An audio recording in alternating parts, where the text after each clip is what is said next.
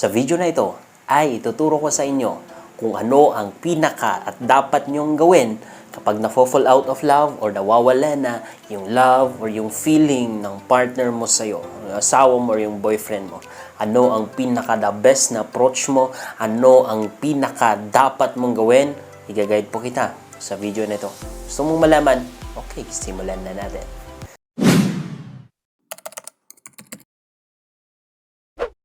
Case by case po kung ano yung maaari nyong i-apply or anong solution or anong approach ang pwede nyong gawin. So, kung ang situation is that nawawala yung kanyang feeling, kanyang pagmamahal dahil sumama na siya sa iba or meron na siyang iba or kumabilang bahay na siya, then wala pong pinaka-the best na approach ang gagawin nyo dyan, kaibigan, kundi ang mag-let go. Kayo po kung gusto nyong kasuhan, you have all the rights, legal rights, especially sa mga legal na mag-asawa. You have all the rights to do it. But if I were you, pamigay mo na lang. If I were you, manahimik ka na lang. Kahit masakit. Why? Kasi kahit naman na kasuhan mo siya, may kulong siya. And then, after that, babalik ba yung kanyang pagmamahal sa'yo? Hindi. So, wala din lang actually kwenta yan. Yung pinakain mo lang dyan is that yung hate mo, yung pain sa puso mo, but hindi mo maibabalik ang pagmamahal niya sa'yo. But, once again, you have all the right kung gusto mong kasuhan. Do it. Pero kung kumabilang bahay na siya, at talagang meron na siyang sinasabi niyang mas mahal niya kaysa sa'yo, wala ka na ibang magagawa dyan kahit masakit, kundi ang mag-let go, kundi ang mag-release ng pagmamahal mo, ng pain, mag-release ng tao. Kasi iyon ang pinaka-dapat, the best mong gawin. Kasi kung palagi mo pa rin silang hinahawakan sa iyong kamay, then wala ka pong magandang patutunguhan dyan. Wala pong magandang mangyayari sa buhay mo, kapatid. So please, mag-let go ka kapag ganyan yung situation. And then mag-move on, okay? Pero kung ang case is that nawawalan lang yung feeling or yung mga bagay-bagay ba like finances, problema sa family, ibang issue, trust me, pwede pong i-work out yan. Basta po ang condition, walang cheating at walang abusive. Iba pong case yun. Yung pinakadapat na gawin nyo doon kapag ganun yung case, lumayo kayo or mag-let go kayo. Okay? So, number one na pinakadapat mong gawin kung yung case mo or yung situation mo is that talagang magulo lang. Hindi na masaya yung relationship nyo, hindi ka tinatrato ng, dapat. Then, ang number one na pinakagawin nyo is that evaluate your situation. Kung ano ang tunay na nangyayari sa situation nyo, especially sa kanya. Ano ba ang nangyayari sa kanya? Kasi sometimes ang lalaki, minsan tinatago namin yan. Pero, kahit na tinatago namin, hindi yan maiwasan na lalabas, hindi yan maiwasan na mag-manifest kung ano yung tinatago namin. Therefore, naapektuhan yung relationship natin or relationship ninyo dahil sa may nangyayari sa kanya inside.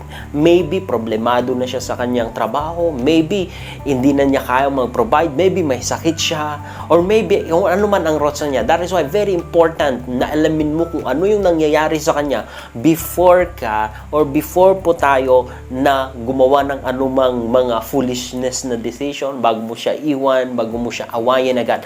Know the very exact situation why, kung bakit nangyayari ang lahat na yun. Okay? So, after mo na malaman kung ano ang tunay na nangyayari, i-apply mo itong number 2. Ito yung pinangako nyo sa isa't isa nung kasal pa kayo, na sa hirap at ginhawa, magkasama kayo. Sa sakit or sa kalusugan, magkasama kayo. Sa kaligayahan at kalungkutan, magkasama kayo. Lalahanin nyo lang yan, na yun yung pinangako nyo sa isa't isa. Kasi lagi nyo tatandaan, mga kapatid, normal lang po sa isang relationship ang darating yung mga pagsubok sa buhay, which is actually good. Those are the blessings in disguise, mga kapatid. Yung mga problema, struggle, kasi the more struggle, the more promotion. The more na mas nakikilala nyo yung isa't isa, the more na mas nag-grow yung relationship nyo sa bawat isa or yung love nyo sa bawat isa. Because, trust me, sometimes, ang tao, ang akala natin is that kapag ang definition ng love is feelings, trust me, no. Kasi Makaka-relate yung mga matagal na nagsasama dito or mga may asawa na matagal na. Ang feeling po, sa una lang po yan, nawawala yun po yan. Most of the time, after ng 2 to 3 years, sometimes, mas mababa pa doon, 1 taon lang nawawala na yung feeling. But most of the time, nagtatagal lang yan ng 2 to 3 years, nawawala na yung feelings. Hindi ka na excited na makita yung partner mo. Although, hindi mo naman siya kayang ipagpalit. Although, mahal mo pa rin naman. Although, kaya mo pa rin ibigay. Pero wala na yung feeling na parang yung dati, no? Yung dati na palagi kang excited, okay? Except lang kapag nagka-LDR kayo or, nagkaroon ng distansya. Of course, babalik yung feeling. But, trust me, hindi po feelings ang love.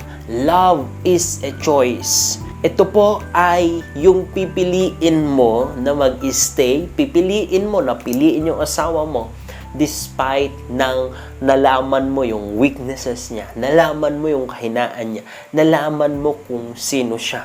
And then, tutulungan mo siya doon, i-guide mo siya doon, i-lift mo siya doon, sasamahan mo siya doon, maiko-correct mo siya doon, hanggang sa mag-grow, hanggang sa ma-overcome niya, hanggang sa makayanan niya. And dyan nyo ma-realize na mahal nyo palang isa't isa kasi nagtutulungan kayo.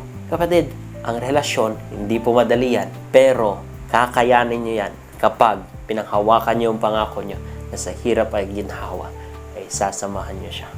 Okay? Number 3 na pinaka at dapat nyong gawin is that learn to change yourself first. Ito po ang problema na nakikita ko mostly sa tao at sa mga magkarelasyon. Kasi gusto mo na magbago yung partner mo, pero hindi ka interesado na baguhin kung ano man ang mali at hindi dapat na ginagawa mo. Yan ang problema po. That is why I saw a lot of relationship na napakatagal nga na mag-asawa, napakatagal na pag-partner. Pero ni kalahating taon sa katagal nila, hindi nila na-enjoy. Why? Kasi walang pagbabago na nangyari. Kung ano yung pinang-aawayan nila noong 2000, noong 1990s, hanggang ngayon, yun pa rin. Why? There is no change. Walang nagbago sa approach, sa mentality, sa ugali. That is why hindi nyo na-enjoy yung relationship nyo. Listen and listen carefully. Kung gusto nyo ng mas better na relationship, then learn na magbago or baguhin muna ang sarili bago ka mag-pray or bago ka umasa or bago mo gusto na makita na magbago yung partner mo. Because if you try na baguhin siya pero hindi ka nagbabago, kapatid, hindi yan interested. Why? Kasi kahit magbago siya, kung ganyan ka ng ganyan, matitrigger din lang yung dating ugali niya or yung gusto mong mabago sa kanya para babalik siya doon because walang change sa'yo. So, change begin with you. Listen carefully. Kung ikaw yung maingay, kung ikaw yung tarat-tat yung bunganga, kapatid, at ayaw niya yun, then magbago ka. Kung hindi mo kaya, because I know na hindi mo talaga kayang baguhin ang buhay mo, then you need Jesus. The Holy Spirit can able to help you. Napaka-bless natin na nabubuhay ngayong New Testament. Why? Because merong pinaka-the best na gift ng Panginoon natin sa atin, which is His Spirit. Wherein that Spirit ay siya yung binigay niya na nasa puso natin, kung saan He continuously transform us, He continuously change us para sa maging mas better na version natin. Pero sadly, hindi alam ng karamihan and hindi sila interested na magbago. Kaya, hindi ka pipilitin ng Espiritu ng Diyos na baguhin. Pero right now that you are aware and I pray that you desire na maging interest ka na magbago, then say this to the Lord. Lord, help me, transform me, change my heart for better. Then trust the Lord, you will see may something sa'yo. Even right now, may something na nangyari na sa'yo. Some of you ay may naramdaman na touch, may naramdaman na init, may naramdaman na tubig, may naramdaman na hangin, may nakitang light. Kung kayo yon, please comment down below. Because that's the sign that Jesus touched you. Okay? So, number 3 na pinaka dapat mong gawin is that to be patient and wait. Okay? Magtiis ka muna at maghintay ka. Hindi po biglaan na mabago ang situation. Yung ugali nga natin, hindi naman biglaan na nakuha na lang natin. Kundi unti-unti yan na nakukuha natin dahil sa naririnig natin, dahil sa nangyayari, dahil sa influensya. So, hindi mo or what makes you think na kapag nagbago yung situation nyo is that instant? No.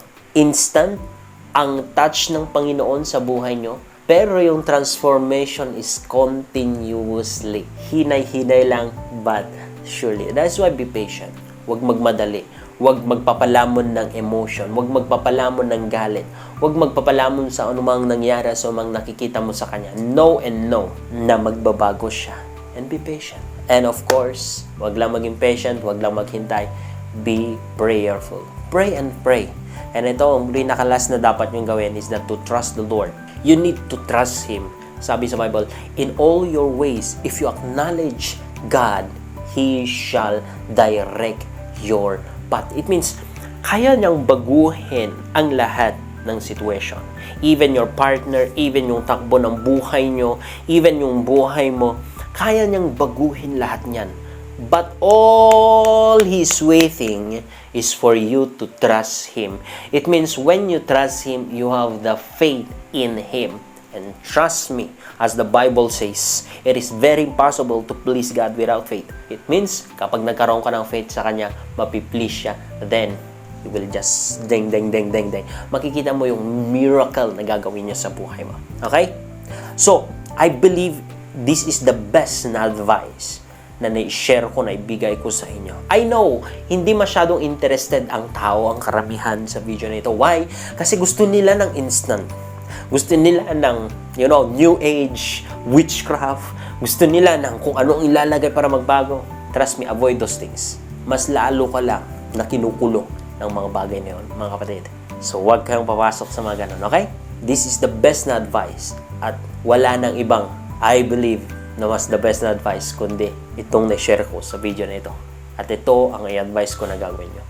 So, if you are blessed, and you know in your heart na maging effective, then share this video, hit that likes, and then comment down below. And you will see. Trust the process. He will make it right. Shalom.